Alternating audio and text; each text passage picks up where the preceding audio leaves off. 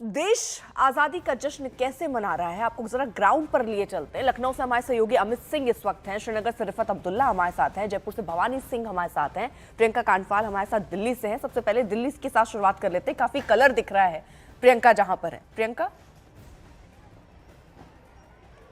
अर्पिता, इस वक्त छत्तीसगढ़ स्टेडियम में मैं हूँ और पीएम का प्रोग्राम के बाद दिल्ली की सीएम यहाँ पर आएंगी और जो राज्य स्तर का कार्यक्रम होता है वो वहाँ किया जाएगा। बहुत सारे बच्चे यहाँ पर अर्पिता इंतजार कर रहे हैं हाथों में तिरंगे लिए, और आज खास दिन है, आज सबसे बड़ा उत्सव का दिन है। मैं बच्चों से अभी बात ही कर रही थी कि पीएम ने क्या क्या बोला है, तो जरा बच्चों के रिएक्शंस भी ले लेते हैं। तो पीएम कह रहे हैं, आप कौन सी क्लास में हैं? 12th class. अच्छा, तो पीएम कह रहे हैं कि जो कॉम्पिटिटिव एग्जाम्स होते हैं उसके लिए मुफ्त और जो कोचिंग है वो बच्चों को दी जाएगी। आपको लगता है इसकी जरूरत है? बहुत ज़्यादा ज़रूरत है, क्योंकि आजकल मिडिल क्लास में या फिर जिनके पास फैसिलिटीज़ नहीं होती उनके लिए तो बहुत बड़ा फ़ायदा है, क्योंकि हम भी बहुत मिडिल क्लास ग्राउंड से आते हैं और हमें चाहिए कि हमें फ्री में इंस्टीट्यूट मिले कि हम पढ़ सके और जो हमें बनना हो बन सके। क्योंकि जहाँ तक मुझे मालूम है बहुत सारे बच्चे अपने फाइनेंशियल प्रॉब्लम की वजह से नहीं पढ़ पाते हैं, एंड आई वांट देम कि उन लोग बहुत ज़्यादा पढ़े। और मुझे जहाँ तक मालूम है कि मिडिल क्लास के बच्चे बहुत अच्छा नाम, देश का नाम रोशन करने वाले हैं। ठीक है, और साथ ही पीएम ने ये भी बोला है कि एआई के लिए भी आप लोगों को तैयार करेंगे, आर्टिफिशियल इंटेलिजेंस के लिए। आप लोग को इंटरेस्ट है इसमें? एआई हम लोगों के लिए बहुत ज़्यादा ज़रूरी है और एआई हम लोगों को चाहिए, क्योंकि हम लोग को एआई से ही पढ़ सकते हैं, ज़्यादा एआई यूज़ होता है। ये छोटे छोटे बच्चे हैं अर्पिता, देखिए स्कूल के बच्चे यहाँ पर पहुंचे हुए हैं। और बात ठीक है सर, एक बार प्रियंका सबके पास चल रही हूँ। अमित भी कुछ कहना चाह रहे हैं, शायद वहां पर भी जो लोग हैं वो कुछ अपनी बात रखना चाह रहे होंगे। अमित? जी हाँ, बिल्कुल अर्पिता, सबसे पहले तो मैं आपको तस्वीर यहाँ पर दिखा देता हूँ। यहाँ मैं विधानसभा पे हूँ और यहाँ पर आप देख लीजिए कलरफुल हर जगह, और मुख्यमंत्री योगी आदित्यनाथ थोड़ी ही देर में अपना भाषण शुरू करेंगे। कई यूथ हमारे साथ यहाँ पर है। प्रधानमंत्री का भाषण आपने सुना? जी सुना, बिल्कुल सुना। अभी प्रधानमंत्री ऑनलाइन कोचिंग की बात वो कर रहे हैं और फ्री कोचिंग की बात कर रहे हैं। जी, आज के युवा के लिए बहुत जरूरी है, क्योंकि आप देख ही रहे हैं कोचिंग इंस्टीट्यूट्स की वजह से जो है कि इतना फीस बढ़ा दिया गया है। 1.5 लाख 2 लाख फीस देना पड़ता है, जो कि लोअर मिडिल क्लास के लिए या फिर उससे भी लोअर बात करें तो बहुत ही मुश्किल है। तो ये बहुत ही अच्छा निर्णय लिया गया है माननीय प्रधानमंत्री जी द्वारा कि देश को आगे बढ़ाया जाए, युवा को आगे बढ़ाया जाए। और मैं आपको अगर यहाँ पर तस्वीरें दिखाऊं तो हर कोई हाथों में तिरंगा लेकर यहाँ पर मुख्यमंत्री को सुनने के लिए। कहाँ से आए हैं आप? हम लोग आए चौक एरिया से। चौक एरिया से आए। क्या नाम हुआ? यूसुफ कुरैशी।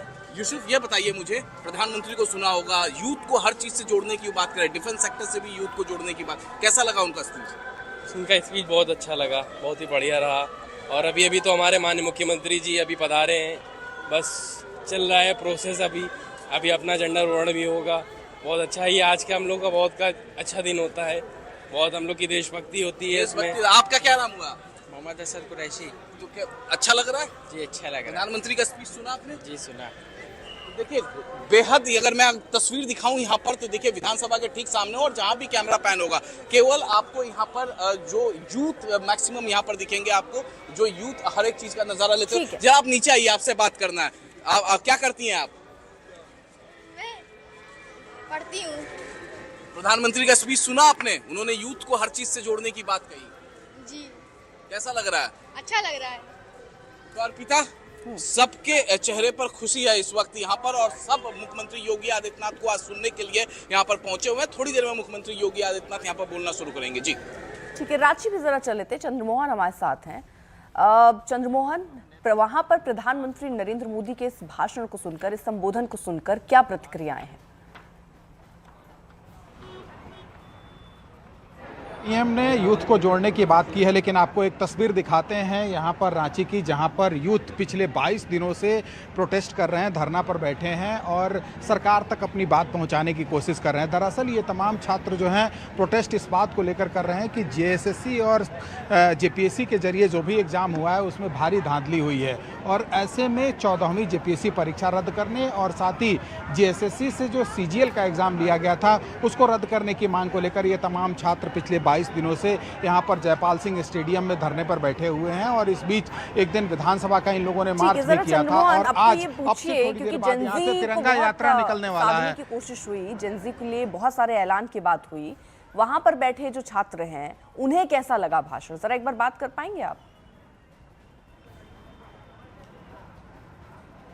बिल्कुल, देखिए जो छात्र यहाँ पर बैठे हैं हम उनसे कनेक्ट होने की ज़रूर कोशिश करेंगे, बात करने की कोशिश करेंगे, लेकिन ये तमाम छात्र जो यहाँ पर बैठे हुए हैं ये सिर्फ एक ही चीज़ चाहते हैं कि जो एग्जामिनेशन में भारी गड़बड़ियाँ झारखंड में हुई है उसको रद्द किया जाए और उसके बाद अगली कार्रवाई की जाए, सीबीआई की जांच हो और जांच के बाद यह साफ हो पाएगा कि आखिर कहाँ गड़बड़ियाँ रही, क्या हकीकत हुआ। लेकिन ये छात्र अब से थोड़ी देर बाद सड़कों पर उतरेंगे और जब सड़कों पर उतरेंगे तो तिरंगा लेकर उतरेंगे, जो यहाँ से न्यूक्लियस मॉल होते हुए और फिर फिलायालाल चौक तक जाएंगे और वहाँ वो अपनी बात सरकार तक पहुँचाने की कोशिश करेंगे। तो ये जो तमाम छात्र हैं उस वक्त का इंतज़ार कर रहे हैं जब 10 बजे के बाद यहाँ से इनका यात्रा शुरू होगा, तिरंगा यात्रा शुरू होगा, जब सड़कों पर उतरेंगे और राज्य सरकार तक अपनी बातों को पहुँचाने की कोशिश करेंगे। ठीक है सर, श्रीनगर भी चल लेते हैं, रिफत भी हमारे साथ हैं।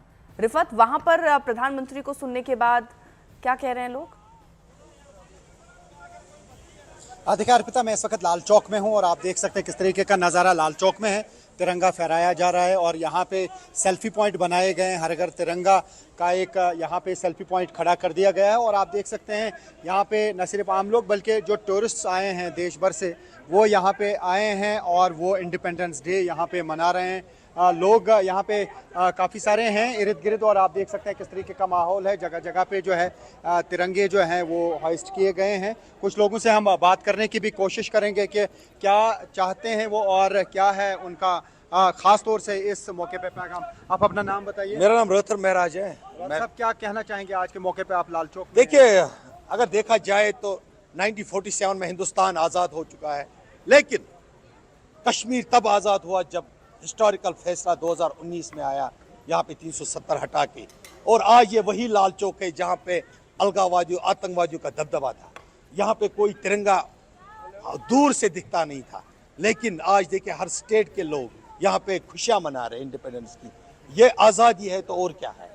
तो यहाँ पे आप देख सकते हैं सुरक्षा के भी सख्त इंतजाम किए गए हैं और लोग कह रहे हैं कि वो खुशी से यहाँ पे आज आज़ादी का जश्न मना रहे हैं और तिरंगा आप देख सकते हैं कि हर तरफ से फहराए जा रहे हैं। हालांकि जो बड़ी इंडिपेंडेंस डे की फंक्शन है वो बख्शी स्टेडियम में मनाई जा रही है जहाँ पे उमर अब्दुल्ला लोगों से खिताब करेंगे, लेकिन बाकी जगह जगह पे जो है डिस्ट्रिक्ट हेडक्वार्टर्स पे भी फंक्शंस मनाई गई और तिरंगा हर जगह पे फहराया गया। और फिर से मैं दिखाने की कोशिश करूंगा कि ये लाल चौक का नजारा है और तस्वीरें भी अपने आप में अलग हैं। जब हम देख रहे हैं रिफत जहां से तस्वीर दिखा रहे हैं वहां तिरंगा लहरता हुआ नजर आ रहा है। देखिए, जब लाल चौक से रिपोर्टिंग अभी आपके पत्रकार ने करी, मुझे एकदम से वो स्टेटमेंट्स आते हैं जो विपक्ष ने कहे कई बार, खासकर कश्मीर के विपक्ष ने कहे कि 370 के बाद झंडा पकड़ने वाला नहीं होगा, झंडा फहराने वाला नहीं होगा। और हम कल से देख रहे हैं किस तरह से लाल चौक पे जो सेलिब्रेशन है, जो फेस्टिविटी है वो अद्भुत है। और आपके कैमरा ने मतलब आपने बड़े अच्छी तरह से लोगों को अलग अलग जगह चुना, आपने रांची को भी नहीं छोड़ा जहाँ पे युवा थोड़ा सा विक्षुब्ध है इस समय। तो मेरे ख्याल से बहुत अद्भुत दृश्य है और ये अगर आपके मन में विजन है तो चीज़ होगी, और यही हमने पिछले 12-13 साल में देखा है। और आज की पूरी स्पीच पूरे विजन पे है। याद आ जाता है जब प्रधानमंत्री ने जिक्र किया आज के जो उनका भाषण था, उन्होंने कहा कि कोरोना जैसा समय हमारे देश ने देखा, युद्ध जैसे हालात हमारे देश ने देखा। उन्होंने कहा कि ऐसे वक्त पर कुछ लोग ऐसे थे जो कह रहे थे ये खत्म हो जाएगा, वो खत्म हो जाएगा, पेट्रोल नहीं मिलेगा, डीजल नहीं मिलेगा, गैस खत्म हो जाएगी, इतना डराना उनका कहना था। र्यूमर मॉन्गरिंग कहते हैं वो पूरी हुई। हाँ। लेकिन देखिए हमें बहुत सारी चीजों का पता तक नहीं लगा। मेरा विदेशों में काफी जाना होता है, वहां पे जिस तरह से इन चीजों को डील करा गया वो बहुत हतप्रभ करने वाली थी। हमें देखिए जो गैस की समस्या हुई, किसी को गैस की कोई समस्या नहीं, और फिर हमें पता भी लगा आज मुझे देखिए हमारे घर में गैस पाइपलाइन से आती है, मुझे नहीं पता था कि पहले कुछ कालेबाजारी हुए, कुछ लोग ऐसे होते हैं जो अब मैंने तो रिपोर्ट ही किया था इस पर, मैं गई थी वहां पर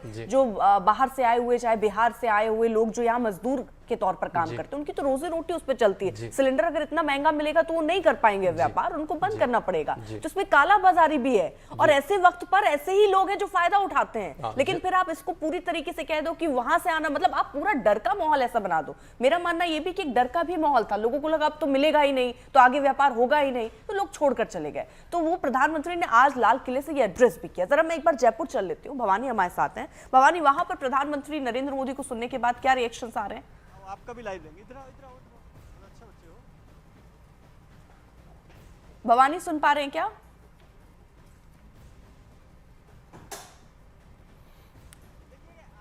इस वक्त मैं जयपुर के अमर जवान ज्योति पर हूं और आप मेरे पीछे आप देखेंगे भीड़ देखेंगे बड़ी संख्या के अंदर यहाँ पर इकट्ठे हैं। यहाँ देखेंगे काफी जोश जज्बा के साथ में, और हमारे साथ में काफी संख्या के अंदर लोग हैं, युवा हैं और जैन अल्फा और जैन जी दोनों हैं। आप बताएं क्या नाम है आपका? अमेय गर्ग। अच्छा अमित, कैसा लग रहा है आज? मुझे बहुत अच्छा लग रहा है। क्या करना चाहते हो? मुझे इंडिया की रिस्पेक्ट करना है, बड़ों का। अच्छा, रेस्पेक्ट होनी चाहिए इसको लेकर, बड़ों की रेस्पेक्ट करना चाहते हैं। अच्छा आप बताएं, क्या आपको क्या लगता है कि आज प्रधानमंत्री ने जो लाल किले से स्पीच दिया उसमें उन्होंने काफ़ी बातें कही। उन्होंने कहा 1 करोड़ युवाओं को एआई स्किल की ट्रेनिंग, काफ़ी चीज़ों को लेकर डिजिटल इंडिया की। तो प्रधानमंत्री जी के द्वारा जो चीज़ें कही गई हैं वो धरातल पर भी हो रही हैं। पहले प्रधानमंत्री जी ने पिछली साल लाल किले पर बोला था कि एमएसएमई के लिए हम कार्य करेंगे, वह धरातल पर भी बहुत ज़ोरों से दिखाई दे रहा है। और एआई के लिए जो कार्य करे जा रहे हैं धरातल पे वो दिख रहे हैं हमें। एआई के लिए, इनोवेशंस के लिए जो भी कार्य करे जा रहे हैं, तो प्रधानमंत्री के द्वारा जो भी बातें बोली गई हैं वो धरातल पे आगामी हमें देखने को मिलेंगी। आप क्या करते हैं? मैं यूपीएससी की तैयारी कर रहा हूँ। यूपीएससी में आप बताएं कि किस तरीके से काफ़ी चीज़ें घोषणा, उन्होंने डिजिटल इंडिया की बात कही। उन्होंने कहा कि इंडिया को अब इनोवेशन, अब ये मैन्युफैक्चरिंग हब होना चाहिए, नहीं कि केवल मार्केट। सर, देश 1991 की आर्थिक आज़ादी के बाद, मैं आर्थिक आज़ादी की बात कर रहा हूँ, मैं वैश्वीकरण हमारे देश को शॉर्ट में बोलिए, शॉर्ट में। तो सर, देश में प्रधानमंत्री जी के द्वारा जो इनोवेशन के लिए जो फंड के लिए बातचीत करी गई है, मैं बात करना चाहूँगा कि वो धरातल पे कितना प्रतिशत इम्प्लीमेंट हो पाता है। धरातल पे जो यूनिवर्सिटीज़ है, महाविद्यालय है, गांव ढाणी के जो स्कूल्स है, उनको किस तरीके से स्मार्ट तरीके से शिक्षा को आगे बढ़ाने के लिए प्रयास होते हैं, वो देखने लायक होगा।